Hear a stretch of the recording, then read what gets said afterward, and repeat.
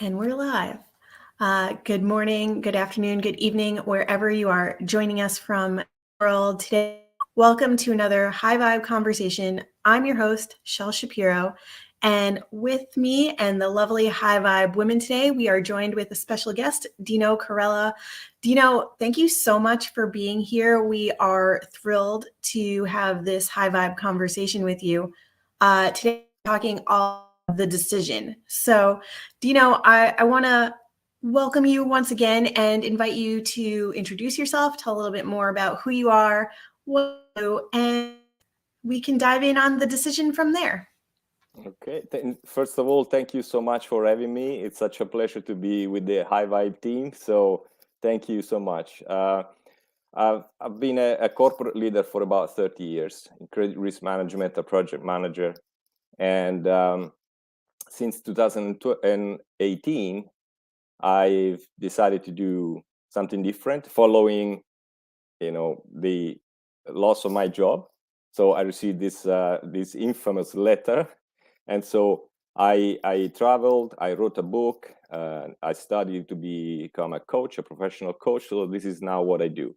I write and I coach, but I'm also a consultant. I keep working as a consultant on my field.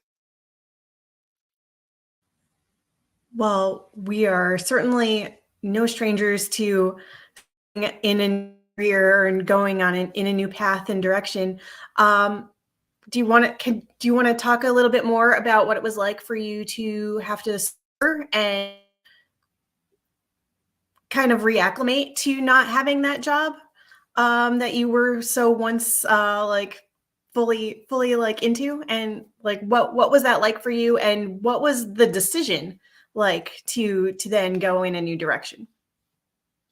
Okay, first of all, is something that it didn't come out as a surprise. Because I was part of a joint venture that had a contract of 10 years. So 10 years expired in 2016. So I was waiting for my moment to come. Although the company was kind enough to keep me and to manage global projects, but I was expecting that because I was the only one working from home. Before the pandemic, it wasn't such a popular thing to do in that corporation. And I was in Rome, where Rome didn't have any office of this corporation, so it was just a matter of time. So I was waiting, so until a day that actually the letter came. And so, although I was waiting for it, it wasn't a surprise. Still, when you receive the letter and you know that from this very moment you're reading the letter, you're out. Still, it's a little bit, unsettling. So I had to elaborate that a little bit, but then what I had in my heart, it was very clear since a long time. So I wanted to write the book that I started uh, before being laid off. And so I said, I'm going to be fully in.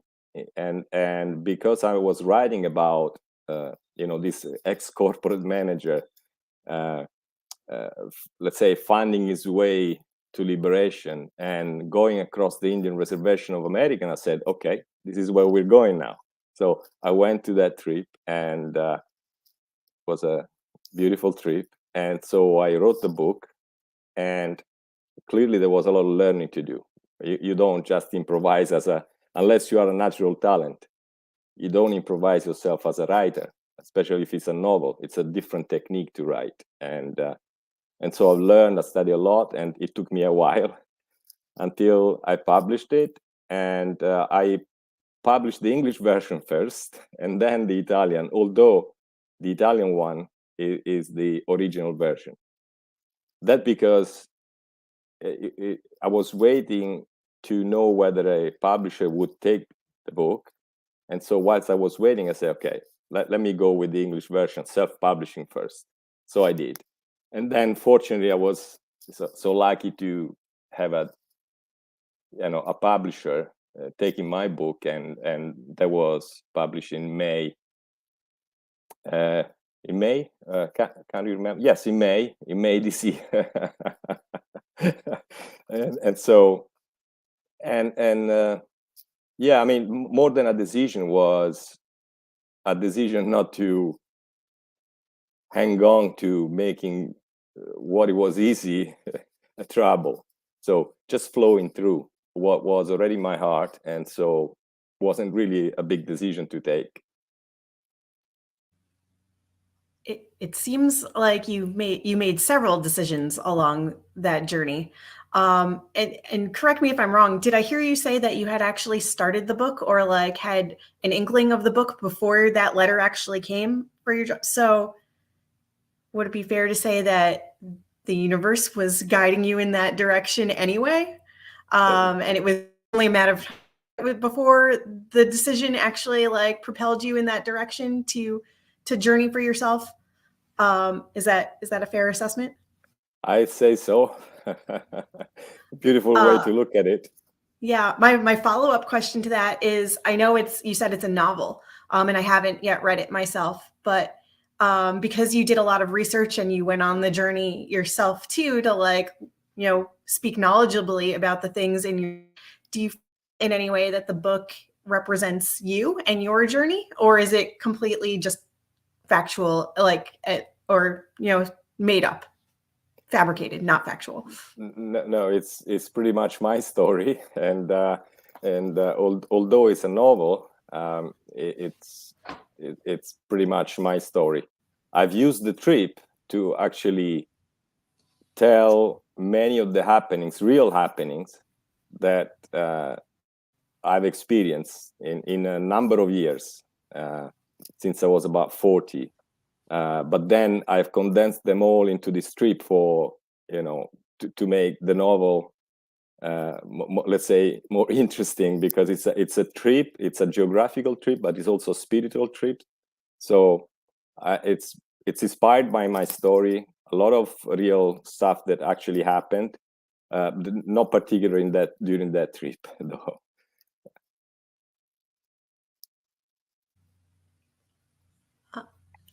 Thank you for sharing. I wanna bring this over to Linda now, because Linda, you've gone through the soul exercises with Dino, right? And so you've gotten to get to know him and his journey even on a deeper level than myself and maybe some of the other ladies and viewers here. Can you speak a little bit more to the decisions that you've witnessed and experienced with Dino?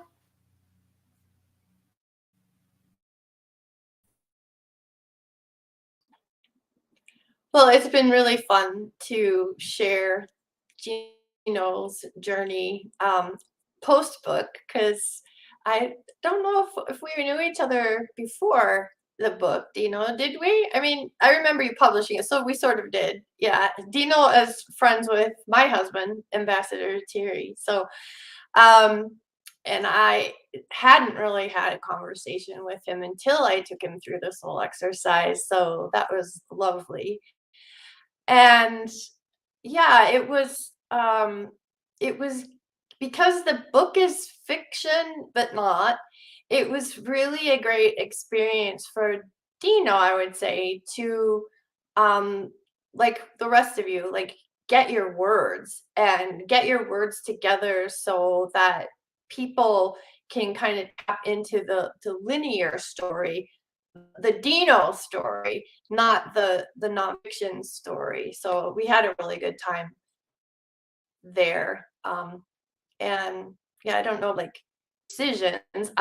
I always think everyone, anyone is brave to go through the soul exercise, and it's very special because when you get done, the very first thing that you said is like that's that main core thing that you are choosing right at a soul level to express into the world. And the clarity that people get with it really helps them to make decisions thereafter. So,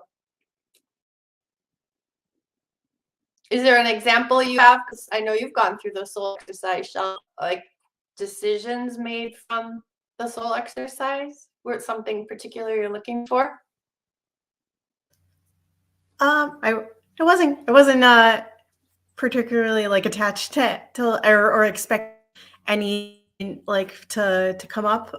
For me with Okay. the soul exercise, um, I had no idea what to expect. I was just open at that point for probably one of the first times ever to let whatever was going to be just be.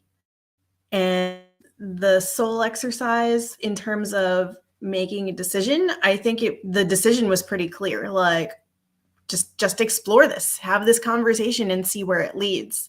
And that was a pretty easy decision for me to make, where previously I have struggled with not being open to receive things, maybe a little bit more hesitant to try things and test the waters. I had always considered myself a planner of everything, as a trauma response, because I wanted to mitigate for all the things that could possibly go wrong. So I would always have all my ducks in a row and like know the backup plan to the backup plan to the backup plan.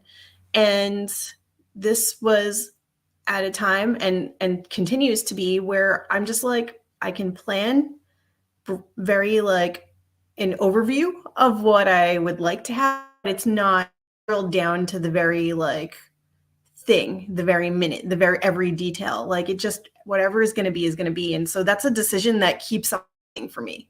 And it's a conscious decision that I get to make over and over and over again to just let it be. And that has become very for me.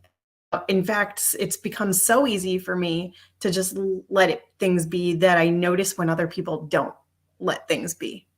So that awareness has kind of propelled I love that. the decision. Um, Yeah, Dorit. that's so cool. I think there's still a lag in I our was gonna time. say, So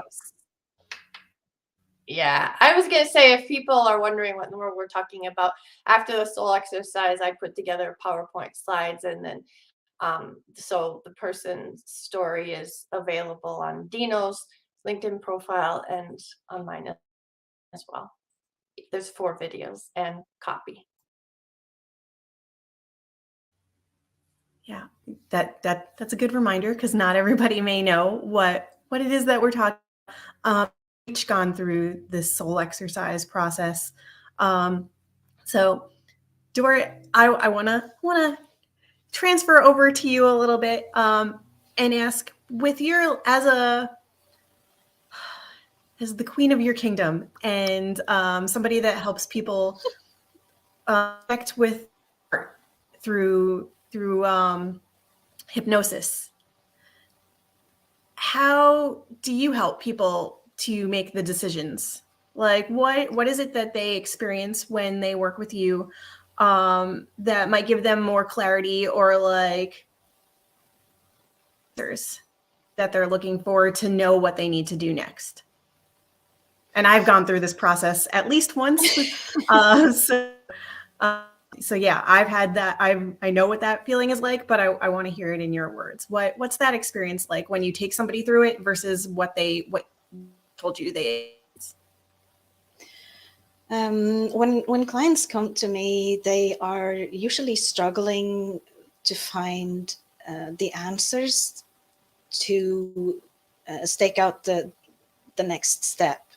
It's so easy to get lost in your head and overthink, or ask people, what should I do? And not trust your own heart.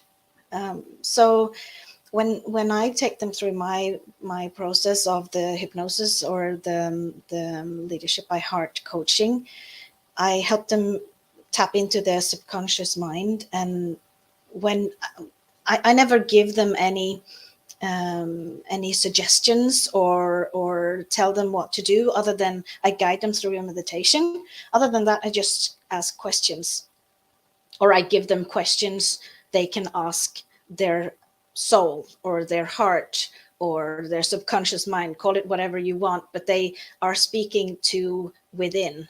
So the main reason is to just trust whatever comes up first when they ask themselves a question, when they're under hypnosis or the coaching. There are no disturbances. There are no thoughts, because they're not up in their heads. The head is clear. It's empty. It's just all the birds have flown. There is just empty and peaceful, and whatever comes up for them, give them the answers. And when the answers come from within yourself, when you hear that clear sentence or word, or see that picture in your own mind with your eyes closed, it's so much more powerful than someone tell you, oh, I think you should do that, or maybe if you try that, you should write a book, you should go on a trip. But would you get that in your own words, so to speak, when you feel that it comes up from within, then it's so much more powerful, because we have the answers within ourselves. We know what to do. We know what to where to go next, and what we need. But we get so distracted by all the noise and static with everything that we are bombarded with from everywhere. Social media, TV, news, people around us have opinions, thinking about influencers and stuff like that. Sorry, I'm giggling because most of them don't have a clue. Sorry if I'm offending anyone, but that's my opinion. And I'm sticking to it as queen of my kingdom. So yeah. Right? So that, Dino, where does the hypnosis story come in? Was that a personal story to you, Dino, or was that in your book? It's a personal story. It's very personal. About the crazy.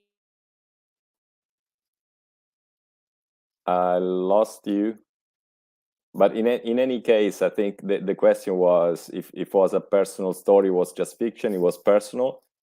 The time I was, I wanted to investigate more about the connection that there was with the Indians, because when I was 22, I think 23, I had this vision of an Indian running on a red road in front of the sun. And at that time, I didn't know anything about the Indians or the red road, the meaning of the red road, or even the sun dance, and anything like that. So I was singing this song, and my mother said, because I was singing in English, my mother said, "Oh, nice song. What are you talking about?" So I explained to her, and she tells me, "Oh, by the way, do you know that your grandfather was breastfed by an Indian American?" And I didn't know anything. And that kind of shook me and said, well, first of all, this is the first time I hear it. You never said anything about it. And is there a connection?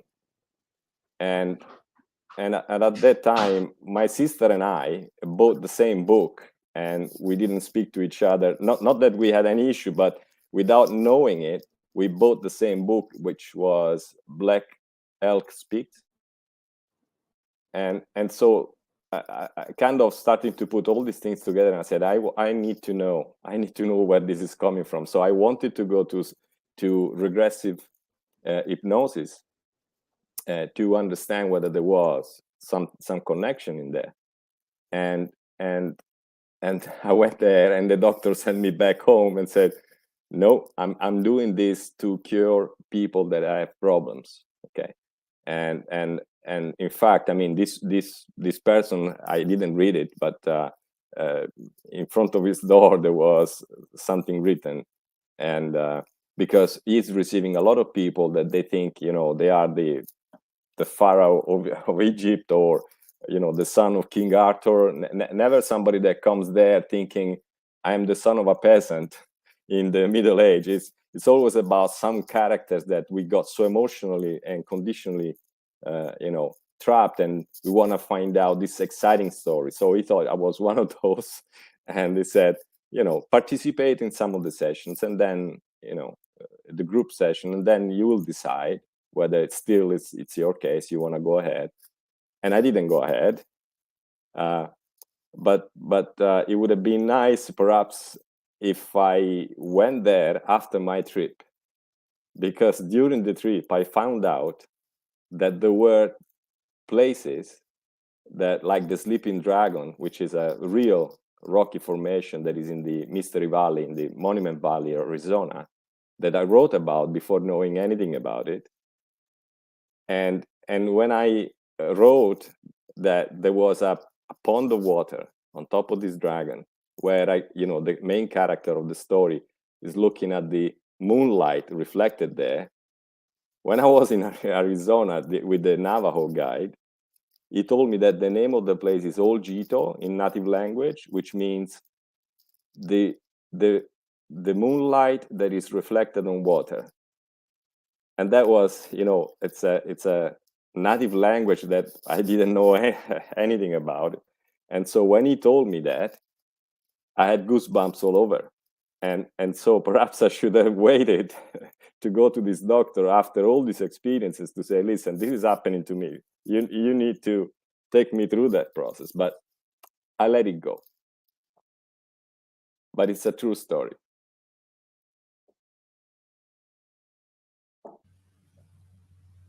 I really Yeah, so how believe does that it feel to be sent home demon possessed? You must be demon possessed.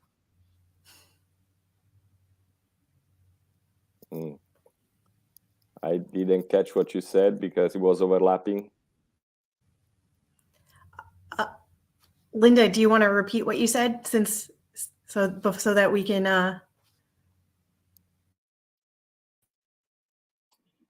I said, so how did it feel being sent home as demon possessed? Right? Yeah, maybe.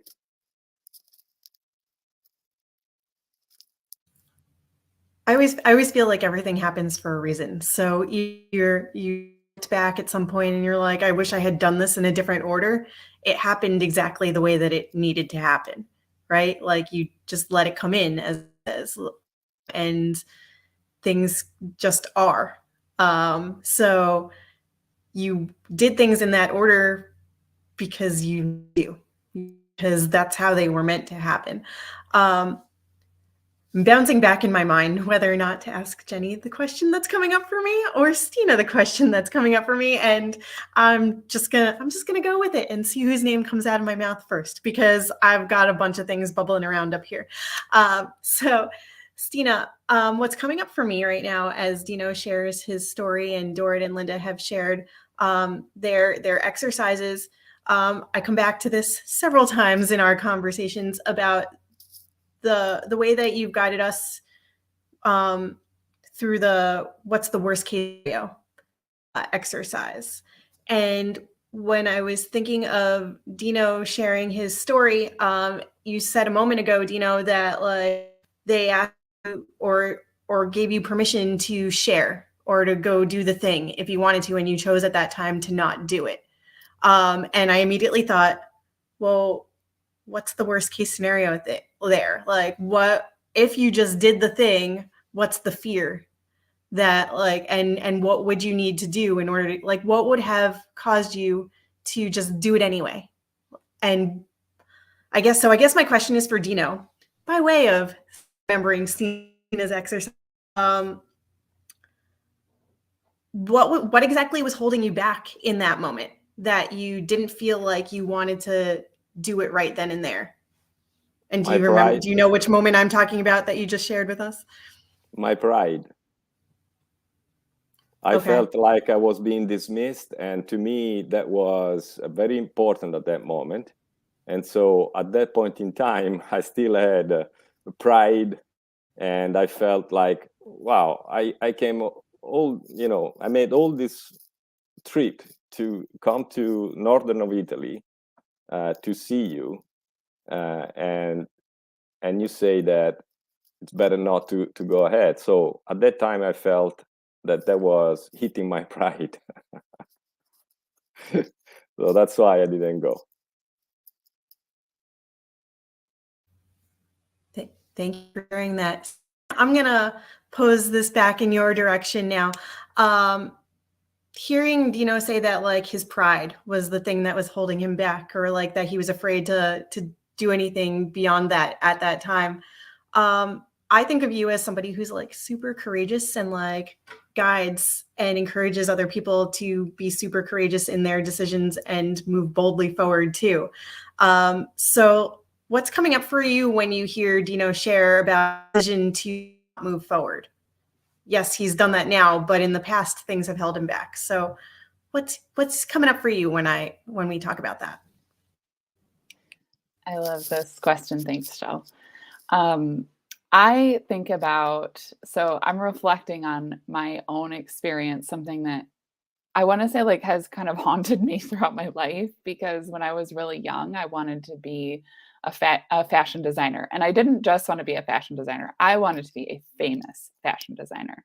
There was like this whole vision and energy that I was like tapped into with my creativity. And I, in high school, decided that I wasn't going to go to art school, partly because it was too expensive. I didn't want to move so far away from family. I didn't know anybody in Chicago. And then I also wasn't awarded the very one and only full ride scholarship that they gave out every year.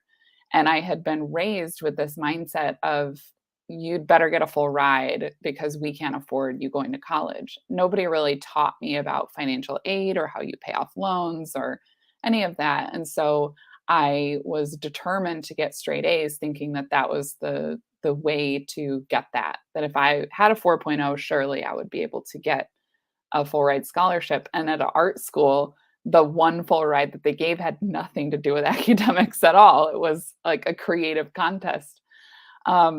So I decided to go to school for business, thinking this would empower me to be an entrepreneur and open my own boutique or run my own business, be my own boss. And I quickly found out that that's not really what they teach you in business school. They teach you how to manage people and work for someone else in corporate. And so I feel like my dreams turned into this sort of like disillusionment very quickly, where I went from having this really exciting idea of what I was going to do with my life to majoring in accounting and then not even at that time finishing my degree. And my life took a totally different turn. You know, I got married, I became a mom, I was a stay-at-home mom. And I've never been able to fully let that go, like fully let that dream go and say, well, it's just something that's not meant for me. Even though I have asked myself point blank, do you want to still do that? Do you still want to be a fashion designer? And I'm like, no, I don't. Like, I don't want to do it and I can't let it go. And so for me, like when I look back at those experiences and the work that I'm doing on myself now is multi-layered, but looking back and fully acknowledging that the way that I was equipped at that age and the environment around me was not able to fully like nourish me into blossoming.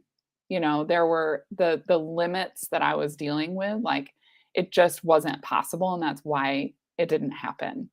And I think that when we look back and we say, you know, I can look back and say it was a scarcity mindset about money that kept me from going to college, or it was my codependency on my family that kept me from going to art school, or it was my fear of my dreams and how big my dreams were. Like I can point to reasons, but in that present moment, I was doing the best that I could with what I had.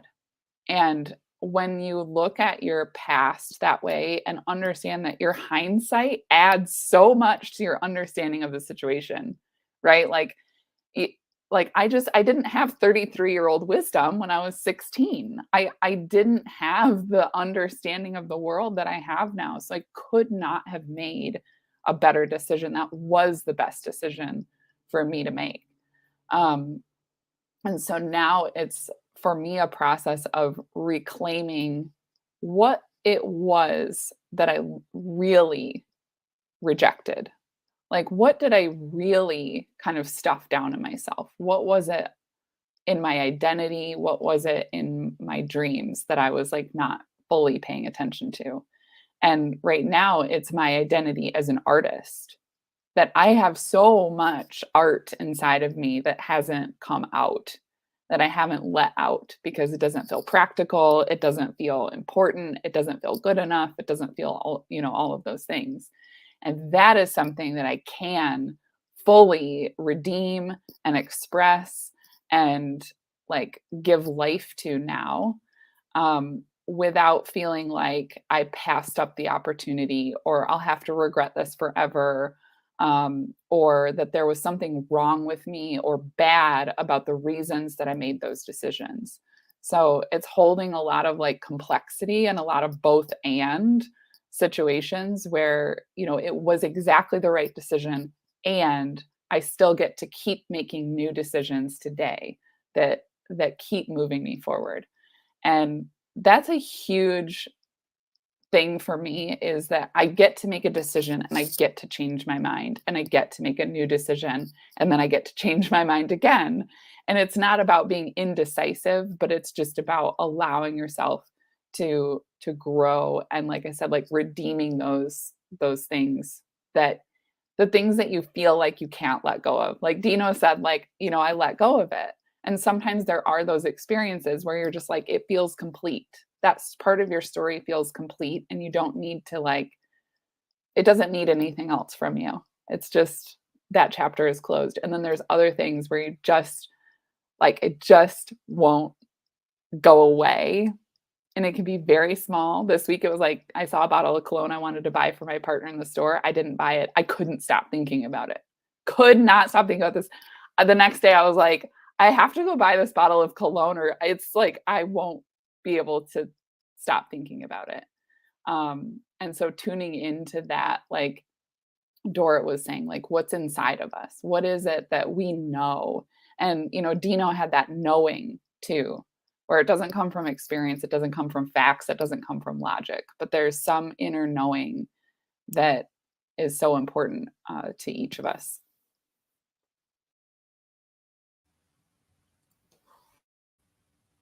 That all of that was just so powerful that I'm like, which thing do I touch on right now? Because I hear you and I relate so much with various parts of that, like the ways that I held myself back in high school, the things that I wish I had done differently in college, in early adulthood, and letting things go along the way so that I can be my best self. A lot of that is coming up for me right now. And I'm glad I waited. And now I get to bring Jenny into the conversation because I feel like this is the perfect time to do so. Jenny, you always talk about where you end, knowing where you end and where somebody else begins, right? And this is something that we talk about a lot. And I was thinking about it based on what Stina was just sharing about knowing where her 16-year-old self ends and where her present self and her future self begins, and like everything between. So when you help your clients go through the process of figuring out where they end and other people begin, or their past selves or their future selves and anywhere in between, what's something that like you help them to acknowledge in order to realize what's in the past versus what's happening right now? Thank you, Shell. I'm super, super ready. So what comes in for me is that it's so much, letting go is so much about letting go of the ideal of things. So as Dino was sharing, it's recognizing the ideal, which is very close to the important part of leadership, that is having a vision. So that's like, let's work with that. Let's not just toss that in the trash. It's so interesting that many of us have very strong ideals. But it's also, as you say, Shell, and as I say, recognizing where I end, it's also knowing and calling things by their true name and accepting reality for what it is. And as Dino was sharing, it's, the things that we longed for, they're still out there. It's just that we get to know them by a different name. We get to know them by a different context. So it's such a gain to let go of our ideals and accept reality for what it is, so that we can make those clear-headed decisions. And clarity leads to action. So as we recognize it for what it is, we have the perspective and we have the awareness to make a good decision that truly serves us. So in my work with my clients, it's a lot about recognizing what those ideals look like and start calling things by their true name. Dino, as you were sharing, opening up this conversation, it's what strikes me is that you found yourself in a situation where something occurred that was outside of your control. And being connected with our worth, at a deeper level, we know that we are worthy of being safe. And this will easily make us want to control the situation. And it's so interesting how when we want to control the situation, we tend to focus in on the things that we don't want to let go of, the things that are familiar and the things that, has brought us that safety. But you are so open to focus on what you were choosing instead. As you were saying, no, okay, I'm saying no to this, the old job, you opened up to what was a yes for you, what you chose to fill that space with. And I'm just sensing peace of mind as you're sharing, and that it was an enjoyable process, and that you chose to allow instead of control and stay in flow. And as Linda speaks, like, you stay with your pleasure list and enjoy that journey and that discovery and that growth. So I want to bring this back to you. What's one, an advice that you can give our viewers on finding that peace as you enter the new, as you choose to open up to something new in your life? Will you speak to that a little bit? Advice, it would be dangerous advice, because the reality for me is that I don't choose. I don't intentionally choose anymore, since I had quite a big breakdown when I was really trying to fix problems and trying to control. As you said, the control aspect is really what is keeping us trapped in our mental loop. And because we at the end of the day, we really don't want to suffer. So whatever is the problem, the question, the goal, thing is, if it flows through you, really there is no decision to make. It just, you just allow it. And even if it implies working hard, that's fine. You will work hard, but you couldn't do anything else, because this is what you feel pulled to do. So you will work hard, you will go through ups and downs and all of that, because that's real life, right? But the thing is, when you go through a point in life where something so important, so deeply important, is breaking apart, and you realize that there's nothing you can do about it. There is really nothing you can do about it. And no choice that you take is going to take away that pain. It frees you up completely from the burden of having to decide what to do. You just allow it. And so that's why my advice would be very dangerous, because the way I've experienced it is through breakdown. So I don't want to suggest to people, just continue to, exhaust your illusion. Perhaps what I would say is not to question too much what you feel is true for you. Just go with it, because at the end of the day, nobody really knows what's going to happen next? Nobody. And so even though Shell earlier you said, because it was meant to be, and that's why. Maybe that, or maybe we tend to find the reasoning to explain what happened because we want to have an explanation for everything that happened. So then we say, okay, it was meant to be. The reality is that if we look back, of course, we can find all the reason to explain what happened and say it had to go that way because after that, I did this and I did that, something happened to me. The reality is it's all happening now, whatever is happening. And we never know really all the possible scenarios and conclusions because there are no conclusion at the end of the day on anything. So what is it really? All this fuss that we make about choosing, intentionally choosing. And this is, I want to be careful the words I use here because we tend to say we make a conscious choice to do this. But the thing is, if it is really inside of you, what is the truth that you feel aligned to? Do you really need to make an intentional choice? You have no other choice but to just follow it, right? So it frees you up from the burden of thinking it through. You simply, it doesn't grab you anymore, any longer, this need to make it a mental effort. So you just know that you don't know. And if I can add also that there's nothing to know. What is it that we want to know?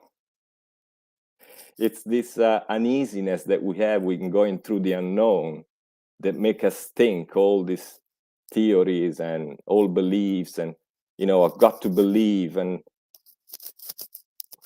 I think we're falling continuously into the same trap of trying to find something that makes sense to us so that we can feel comfortable with something that, a framework, a belief is a framework of consciousness, right? So what if there is no framework? Can we handle that? And if we do, what happens? Can we call it freedom, total freedom? And so what is the advice? The advice is just be where you are, put all your art, all in, give it everything you got, because if you're making a mistake, there is no better way to understand that that's a mistake unless you exhaust it completely. You put it all that you have in what you think you're doing.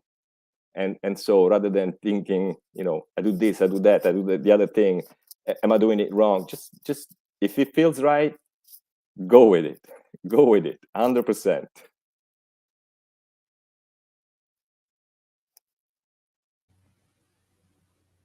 I don't think any of us could have said it any that Dino. Just go with it. You also mentioned that we put so much importance on like getting to know ourselves and getting to learn and figuring out what's right. But we already have the answers we need. We already have everything that we need to know inside ourselves. And I'm going to tie this back to the beginning of our conversation today, where you shared that like you were singing a song in English that you didn't even know you had the words for. You had this dream of a Native American and the moon and the redness that you didn't even know was part of your history and your past. You had these things inside of you and you didn't even know that they were there. You didn't know that they were there until you found them. So everything that we need is here. It's just a process of reclaiming them and finding them again because they've been buried and hid down, and we need to reconnect with ourselves in order to get there. So making those decisions over and over again to just be who you're meant to be and be ourselves and feel things fully and completely, and to just go with it. I think we've all kind of said the same thing in different ways, because we've all gone through it and experienced these things. They're going to come out differently, but it doesn't change the decisions that we make to move forward. So thank you for saying that so completely, Dino, Doris, Linda, Jenny, Stina. You've all shared your experiences around decision making and what those decisions are like for you. We've had some amazing guests here who have chimed in to say how powerful the conversation has been. So really, I love having guests every week, and I love hosting everyone and having these conversations. But truly, I think this is probably the best one yet, because it's so connect and everybody else connecting at the same time, and they're only going to get better. So if you love having these high vibe conversations with us this week, be sure to follow along with each of us on LinkedIn, as well as YouTube, Instagram, Facebook, any platform where you can find us. And make sure to come back next week for another high vibe conversation. Until that time, feel free to reach out to connect with us directly if you want to have more conversations or talk through things more completely. We are here for you and support you, holding space for you. We'll say bye for now. Thanks to Dino for being our special guest, and Thank you. to all of you for being here. Thank you all. Thank you, Shell. Thank you, everybody.